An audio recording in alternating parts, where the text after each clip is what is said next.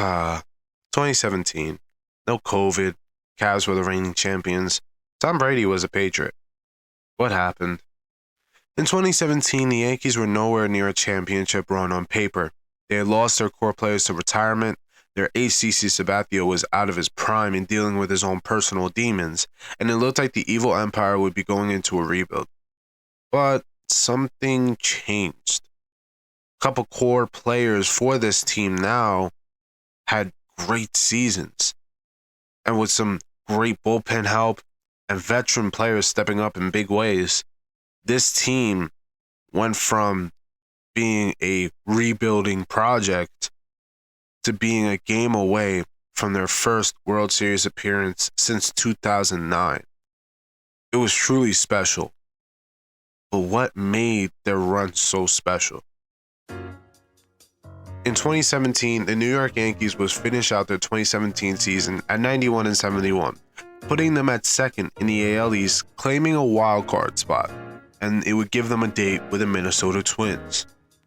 And this team surprisingly made the wild card. I mean, this team was supposed to be in a rebuild. What changed? Well, Aaron Judge, he kind of helped. You see, Aaron Judge was a rookie who hit 52 home runs, a rookie record, which would stand for 2 years, but that's another story. Anyways, he made his first All-Star game, won a Silver Slugger, won the Home Run Derby, won Rookie of the Year, and even as a rookie won the MVP. Wait, what was that? Altuve won it?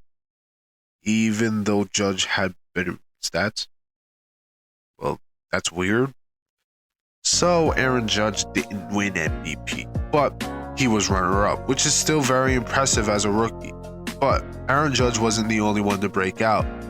Luis Severino, who was a rookie in 2015, finally broke out this year, becoming the Yankees' unofficial ace in 2017. Had a 14-6 record, 2.98 ERA, struck out 230 batters, had an ERA plus of 152, made his first All-Star game, and finished top 3 in Cy Young voting.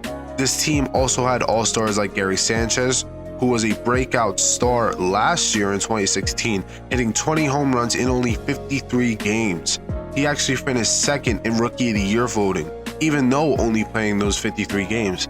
I actually personally saw his first hit ever against the Mets in 2016. This team also had Starlin Castro, who was the big piece in the Stanton trade coming the next year, but was good defensively and was the replacement after they lost Cano. But with all this offense, this team had a bullpen that was arguably better than the offense, with one of the best closers in the game in Aroldis Chapman. And with relievers like Chad Green, All-Star Dylan Betances, Mariano Rivera's apprentice coming back, David Robertson, Tommy Kahnle, dominated the league. They were lethal, especially when it came in late games. This Yankees team was not supposed to be in the postseason at the beginning of the year, but it did not matter. They made it. But it looked like their postseason run wouldn't last long, as in the first inning of the wildcard game, Severino would give off a leadoff home run to Brian Dozier, then a 2-run shot from Eddie Rosario, and Luis Severino would only be able to get 1 out, and he'd be taken out in the first inning of the wildcard game. It looked grim. It looked bad. It looked like this Yankees team just wasn't ready. But then, Didi Gregorius had something to say about it, because in the bottom of the first, Didi Gregorius would hit one of the biggest home runs for the Yankees that postseason. Twins, Yankees threatening. And the pitch rocked to right field. Tie game.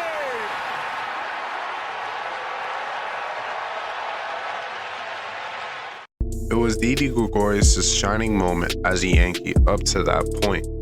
A 3-run shot to tie the game. What looked like an impossible comeback with one swing. It was now a reality. The Yankees would go on to take the lead in the second with Brett Gardner hitting a home run. Then, with the game 5-4 advantage Yankees, Judge would hit a 2-run home run for a 7-4 lead. Then they would tack on one more late. Chapman comes in, closes the game to move on to the ALDS, where they would have to face the Guardians, the #1 seed in the American League, a team that at one point won 22 games straight. In the prior year, they went to the World Series, but blew a 3-1 lead to the Cubs. So saying that the Yankees were an underdog was an understatement, and that would be proven when the Guardians took a 2-0 lead in the series. It also didn't help that their best player, Aaron Judge, was struggling, couldn't get a hit all series. This team looked like they finally met their match, because even with an 8-3 lead in the bottom of the 6th, they couldn't hold them. But a controversial hit by pitch loaded the bases for Francisco Lindor, which changed the game immediately.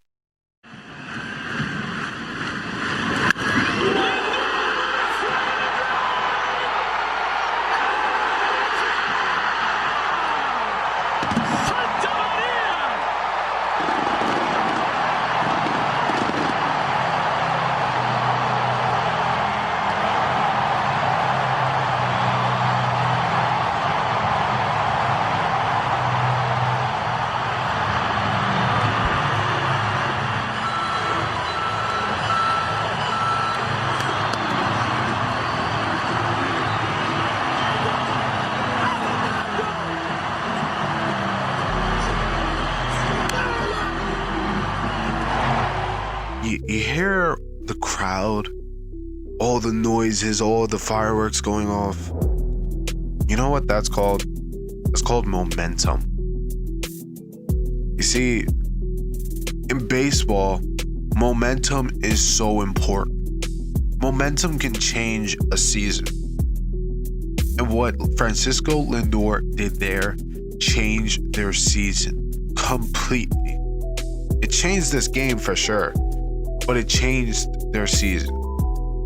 Because, well, as you would find out, the Yankees would go down 2-0 after being walked off in the 13th. Check that. It's still a 2-inning outing as he is yet to record an out. Goes into the corner. And the score is Jackson. And the Indians take a 2-0 division series lead.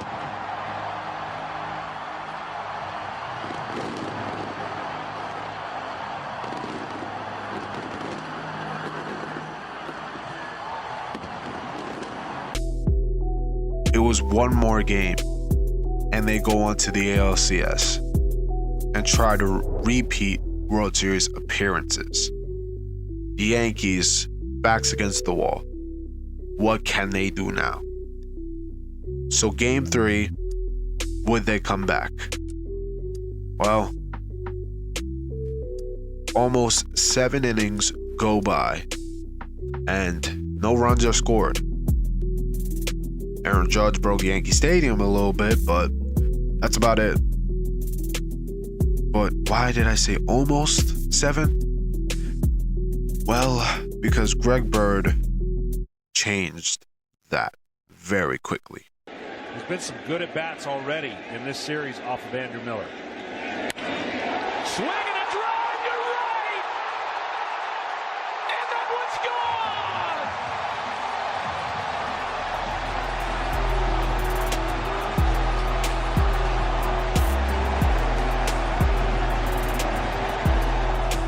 And so Greg Bird gave the Yankees momentum.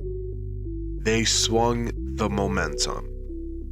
And with only 1 run, Chapman would go out there and close it out 1-0. So, game 4.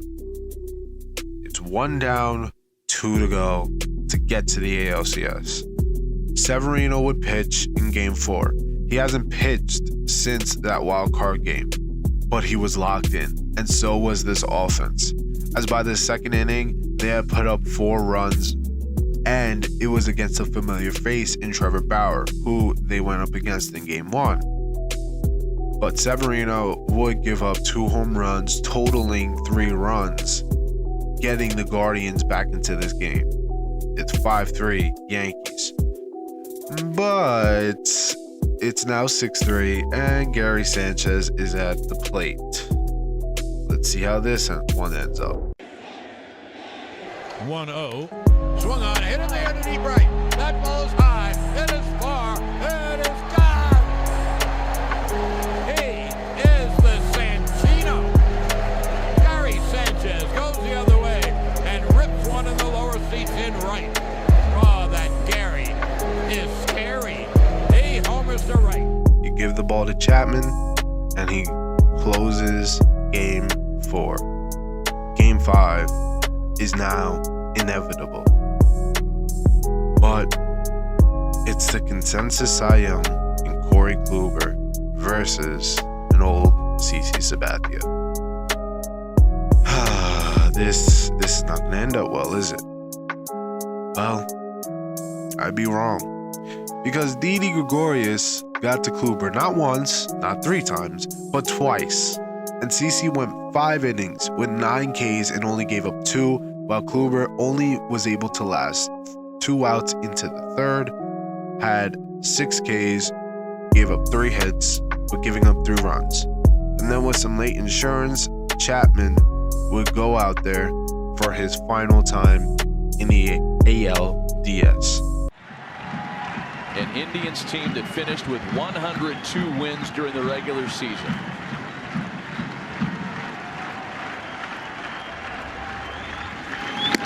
And that'll do it. The New York Yankees have survived. All 4 of their postseason wins this year have come in elimination games. A come-from-behind wildcard victory, then down 0-2 in this series. They claim games 3 and 4 at home, take game 5 on the road, and are headed to Houston. The New York Yankees have survived. The New York Yankees are going to the ALCS. Far what anyone expected from this team. Far from what any Yankees fan expected, unless you're crazy. At the beginning of this year, this was supposed to be a rebuild. Now, they're 1 series away from the World Series. So, on to Houston. But from the first game, it looked like a mismatch. Chasing after low pitches, bad running decisions. It looked like this team was dead. But in Game 1, Greg Bird didn't want to say die. But it didn't matter anyway. Yeah, they still lost 2-1. So going into Game 2, it was vital that they took this game because you claim home field advantage. It was a better game for the Yankees, but heartbreaking. Tied 1-1, Chapman on the mound. What could be the worst thing that happens, you know? It's a better game. What could be so bad? What could Altuve not going 3-2, and Correa hits this one out in the right center field, and that one's going to get down for a base hit. Altuve is on his way to third base, and Altuve around third and coming home. Here's a throw to the plate by Gregorius. It's dropped by Sanchez. Altuve scores, and the Astros win it 2-1. Carlos Correa, the hero. Correa mobbed by second base. He drives in both Astros runs, and the Astros go up 2-0 in the ALCS. that could happen? Walk-off RBI single. Well, put us out of our misery. We might as well. Look, we came far, you know, we did what nobody expected us to do, right? Let's just move on next year, right? Well, in Game 3, CC Sabathia on the mound pitches well, and the Yankees took an early 3-0 lead off of a Todd Frazier home run. Then, you know, you got an RBI single here, and a pass ball there, and Aaron Judge with 2 men out, with 2 outs, and with a 5-0 lead. He struggled in the ALDS. Would that continue here? 2-2 pitch. Driven in the this ball is gone. Aaron Judge opens it up at 8-0 with his first of the series. So yeah, no mercy for the Astros. 8-0 Yankees. It would be a shutout, 6 innings for CC, and an 8-1 win for the Yankees. We have hope. Hey, I mean, one game at a time, I guess. Game 4 would be scoreless until the 6th, where Houston would put up 4. It's all over. It's all over. Not if Aaron Judge has anything to say about it. And boy, does he have something to say about it. Riel did the rest. Judge hits one into center. A monster shot. His second of the series, and it's 4-1. So, a home run. Whoop-de-doo. It's one run, you know. But if there's one thing we know about this team, it's that they never say die. So, Aaron Judge is starting the comeback party. Then Sanchez hits a sac fly to score another run. It's 4-2 Astros. Then in the 8th, Gardner scores a run on a sacrifice play. 4-3. But I think Aaron Judge has something to say again. Let's listen up. In the air to left. Back at the wall. It's off the wall. Tie game. Judge to second. It's 4-4.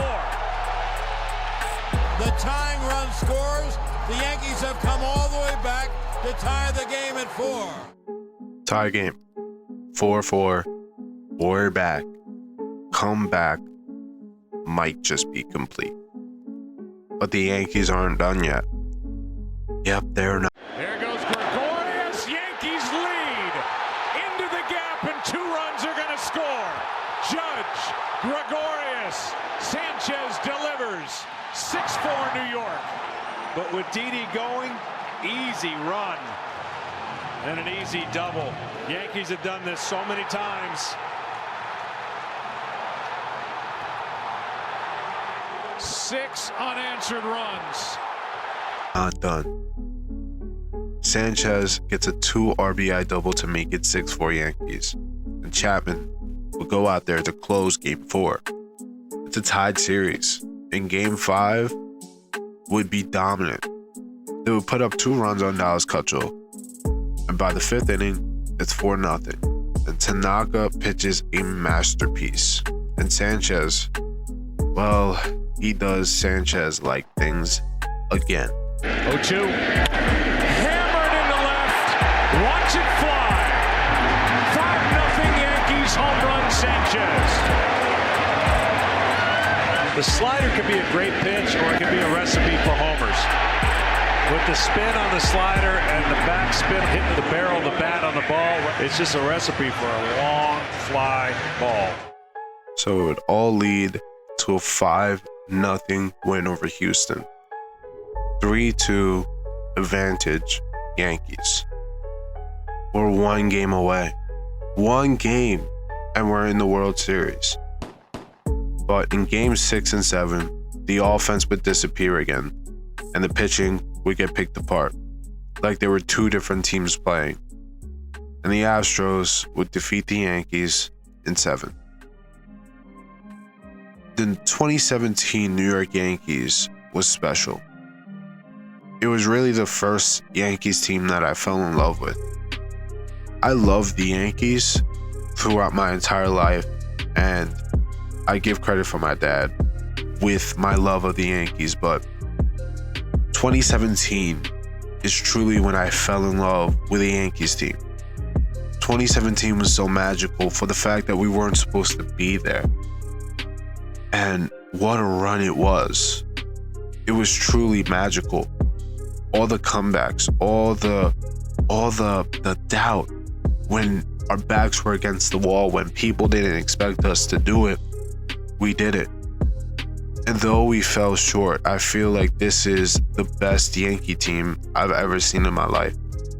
Like even the World Series team, I don't really remember that. That's not really a memory for me. But 2017, I remember so vividly. It was special. Truly, it was special. I'll never forget that team. And if you were to ask me, would I watch it all over again? Would I go back in time and watch every moment all over again? I'd do it. That's how special this team was. That even when they lost, it was still great. Because this team wasn't a high expectations World Series team. It was a team that had nothing to lose, no expectations whatsoever, nothing to lose. Thank you for listening. Thank you for watching. I hope you enjoyed this next mini documentary. Didn't have much to talk about in baseball this week, so I decided to do this. I hope that you enjoyed. Like, subscribe, share with everybody, friends, not friends, co-workers, whoever. Share this. And I hope you enjoyed. And as always, peace.